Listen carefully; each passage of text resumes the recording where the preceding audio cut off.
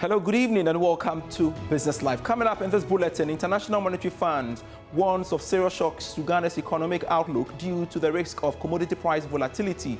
We'll hear from them shortly as they also clarify Ghana as a high risk of debt distressed country despite significant progress made on restricting monies owed bilateral creditors.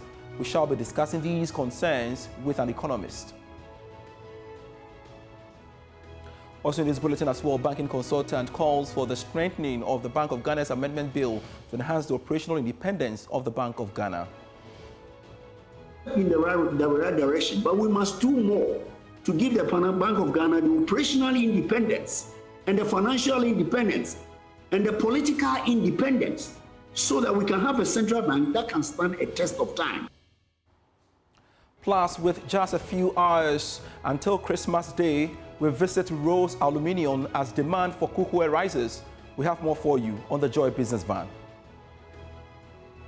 Details of these and more lined up for you. Please stay on.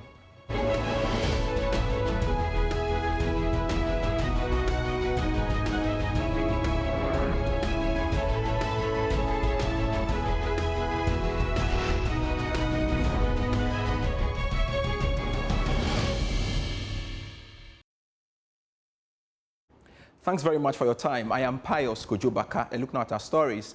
The International Monetary Fund is warning that Ghana's economy is still exposed to serious shocks and risk in the coming months. And this warning was captured in the IMF staff report after its board approved the country's fifth program review. More in this report.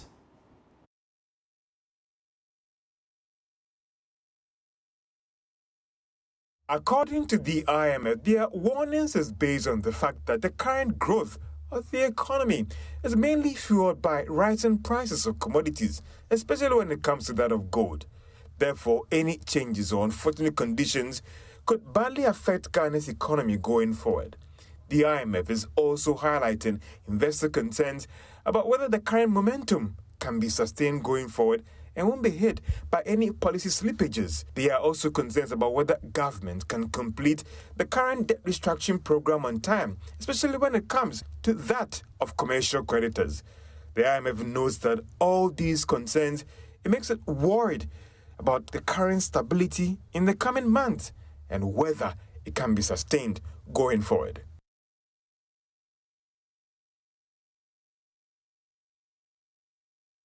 And we know the latest IMF staff report has also classified the country as a high risk of debt distress.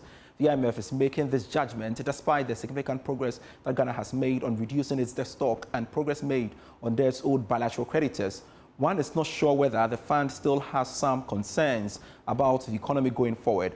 And it is for that reason we want to have this conversation further and bring in an economist, Professor Patrick Esuming, who joins us via Zoom for that. Thank you so much, sir, and Merry Christmas to you. Good to see you. I thought we were doing quite well. Why do you think the IMF has issued such a warning despite the significant progress we've made so far these few months? How concerning are these warnings?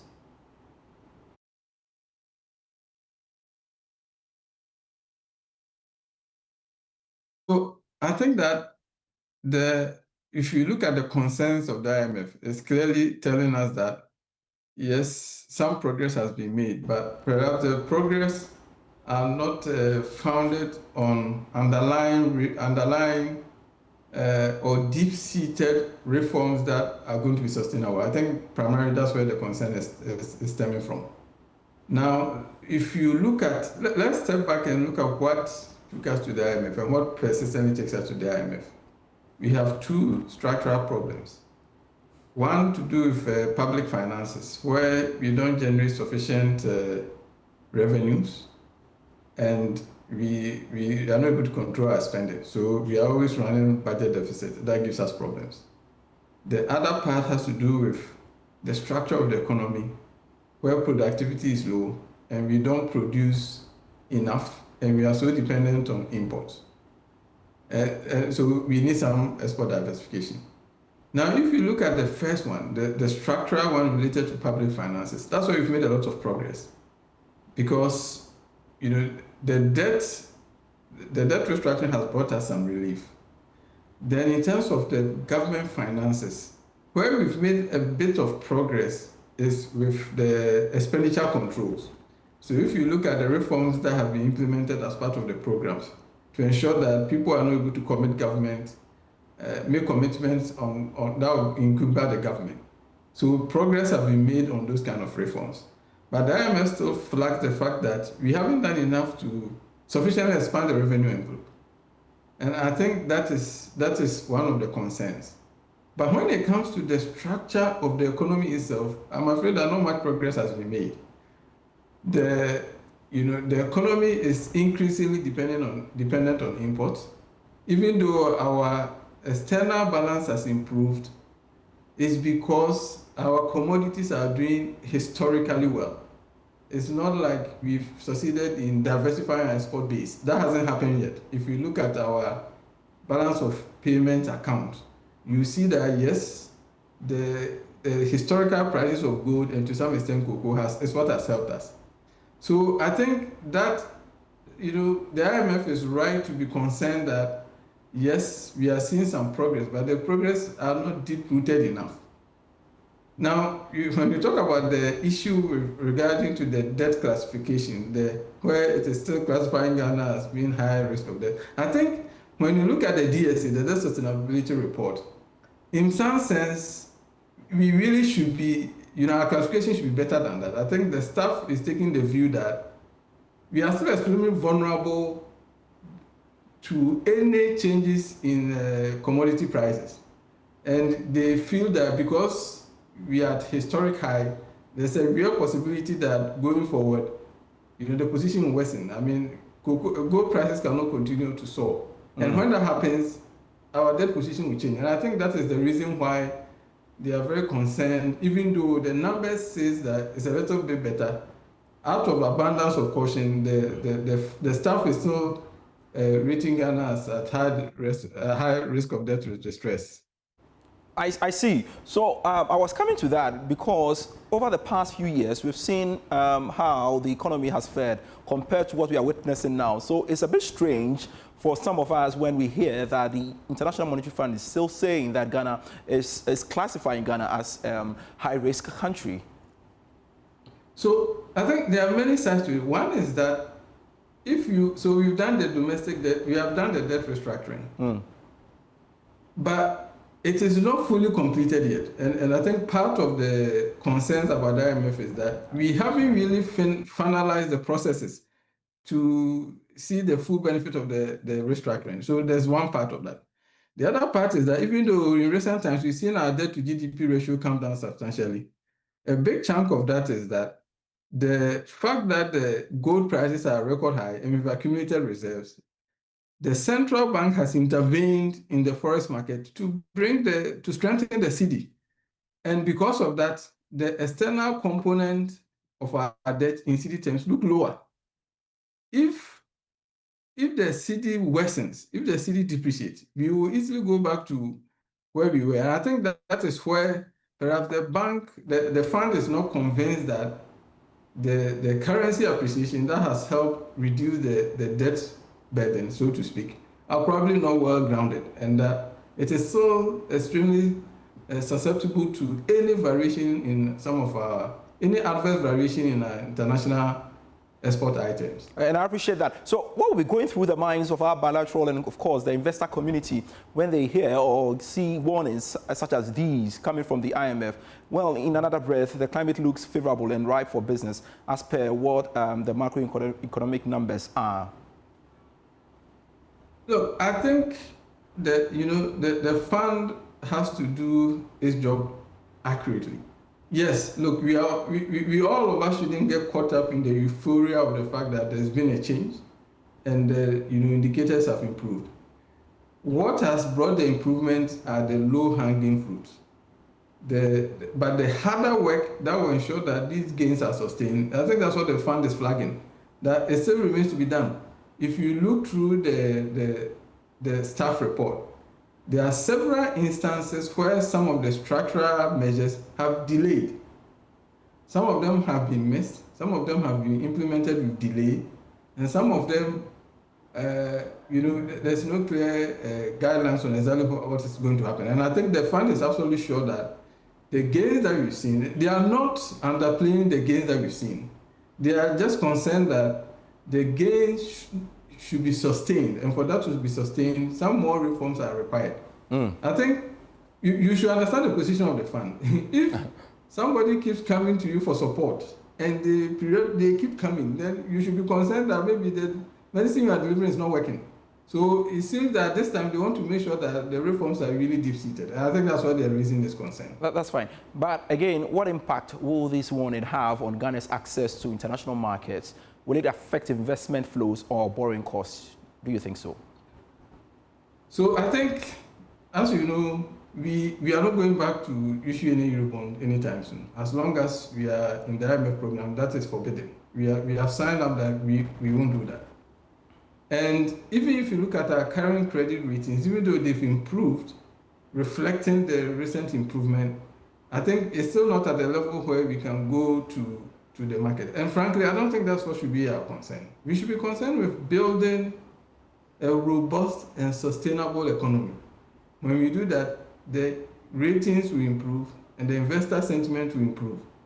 At the moment, yes, we've seen some improvement in the macroeconomic environment. That it is just not, it's not nearly deep-seated enough. We need to do more to ensure that the gains do not disappear, because we've seen this happen repeatedly, and I think this is where, you know, we should accept the criticism in good faith. All right. Thank you so much. Economist Professor Patrick Esuming, always a delight speaking to you here on Business Live. Now, banking consultant Dr. Richmond Etuahini is calling for the strengthening of the amended Bank of Ghana bill passed by Parliament to enhance the operational independence of the Bank of Ghana. Although he welcomes the bill, he believes when effectively carried out, the central bank will have greater autonomy to effectively execute its monetary policy mandate and maintain financial stability. He spoke to Joy Business. I mean, look at what the finance minister is saying, at least about the board governance. It is never done anywhere where politicians, parliamentarians sit on the central bank board. I just recently watched the Nigerians, recent as I think last week or last year. What they did is that the names of the board members would be submitted to the Senate, and the Senate would approve. Independent approval. But it's not where the politicians, the parliamentarians sitting on the board. I mean, already the job at the parliament is so huge, especially the oversight responsibility of the central bank. If you don't have people who really understand the nuances of central bank, it is very difficult to have an oversight. So to appoint some people to go and sit on the Bank of Ghana board and at the same time be a referee and a player, it was not good. And I believe the minister is doing the right thing, and we should all support him. And he should even go further. If you look at the term, now it's not 4 years, because all over the world it's currently 5 years, so that the people can work independently. But what I would urge him is that even appointing the board members of central bank, it should not be the prerogative alone of the government. Because if you go to other jurisdictions where their central banks are functioning, they bring independent thinking minds. Independent, when I say independent, people who have nothing to do with the politics or the business. Go to Nigeria. Recently, they appointed one of the central bank directors. He wrote to them that because of conflict of interest, he doesn't want to do it. And you can't have it in Ghana. People don't even have conflict of interest in our English. And Nigeria recent, the person appointed said no. So I think it's the step in the right direction, but we must do more to give the Bank of Ghana the operational independence and the financial independence and the political independence so that we can have a central bank that can stand a test of time. He is doing the right thing. This is still Business Life. We have more for you after this break.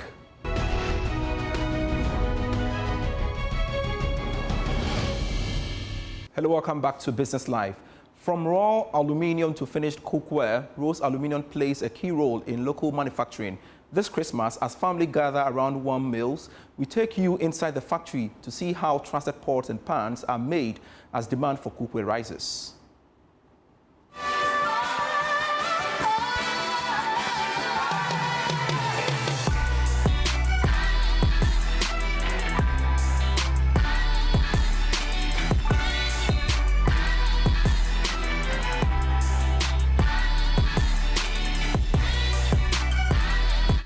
Inside Rose Aluminum's factory, craftsmanship meets precision.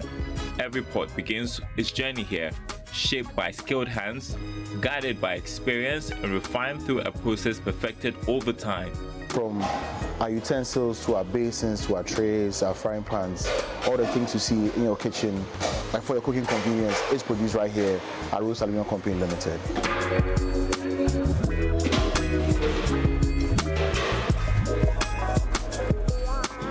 The process starts with carefully selected aluminum, melted at high temperatures, and poured into molds designed to ensure strength, balance, and durability.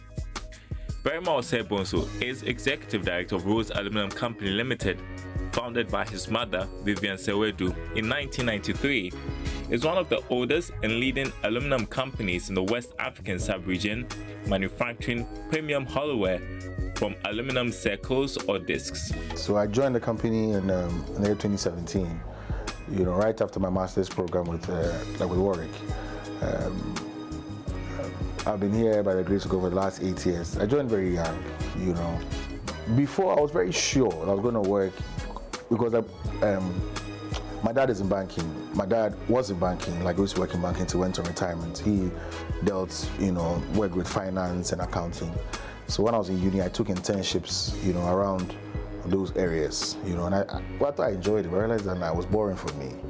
So my last year of uni, I think I graduated in 2016, so 2015, I took an internship and was very surprised where I worked. So I worked in a factory, like in the UK, like a summer job, where they produce, different kinds of food. When I saw the trucks move, and I just saw the process from raw material to finished good, something that it sparked something in me. Seeing the trucks move, seeing the items being produced, it was something that really spoke to me at that point. And I'm like, if I'm going to work in manufacturing, I actually have something like this back home. Berima headed back home to touch base with the business, convinced upon reflection it was a space he wanted to explore. So I touched down on the 8th of October 2017. 9th of October 2017, I reported for work. I didn't even know where to start from, but I remember my mom telling me that if you indeed have the passion for the business, you know where to start from, So we started touching base with different parts of the business, production, finance here and there. And so we're here today. Ghana's aluminum industry has become a key part of the country's manufacturing sector, producing products like cookware, roofing materials, and automotive parts. Aluminium is a very interesting metal. I think I'll start from there. And I tell people that when I have conversations that I feel like it's more valuable than gold. I'll choose aluminium any day over gold because gold is ostentatious. Gold is just, it's very nice, very catchy. Yes, of course, it's more expensive than aluminium. But if any country looking to develop, as a country, the focus for me should be aluminium. Because aluminium is used for development. It's used for your roads, like construction. When you talk about like construction of buildings and high-rise buildings and things like that. When you talk about like fabrication of cars, fabrication of aircraft, it's used for so many things. Like that's the metal that we deal with. Companies such as Rose Aluminum lead the way in combining traditional craftsmanship with modern techniques, meeting growing local demand. With access to bauxite, the industry supports economic growth, job creation, and reduces reliance on imports, strengthening Ghana's industrial base. There's no doubt when it comes to the demand of utensils, because households are forming every day. People are eating and cooking every day, So the demand is there, there's no doubt. And the sub-region, Ghana is one of the major players in this industry. So we have a lot of people, around the sub-region who come, patronize our products. We engage in exports, directly and indirectly, as a company. But so as for demand, it's not in doubt. Quality control is not an afterthought. Each utensil is inspected, polished, and tested to meet the company's standards before it reaches the market. Over the period, over the last couple of years, there's been a proliferation of very inferior, utensils. That is, it's obviously affecting, our markets, and affecting our supply because these are sold for cheap. But I feel like when it comes to utensils, it shouldn't be something that, you know, when it comes to quality, it shouldn't be compromised because it's something that people are going to ingest, are going to eat, you know. So there's a proliferation of very cheap, you know, utensils on the market, very high lead content, but I feel like even in that case, there's still very good demand. From this factory, products travel across Ghana to homes, markets, chop bars, and hotels, reinforcing the value of locally made solutions in a growing economy. Rose Aluminum's products are also found outside the country in Niger, Burkina Faso, Ivory Coast, Togo, Benin, and Mali. I want to transcend, you know, or move from just the downstream to as high as I can go, you know, upstream, you know, basically backward integrate as much as I can, you know, even to like mining of bauxites, who knows. Next time, we hear more about Berima's vision for Rose Aluminum Company Limited.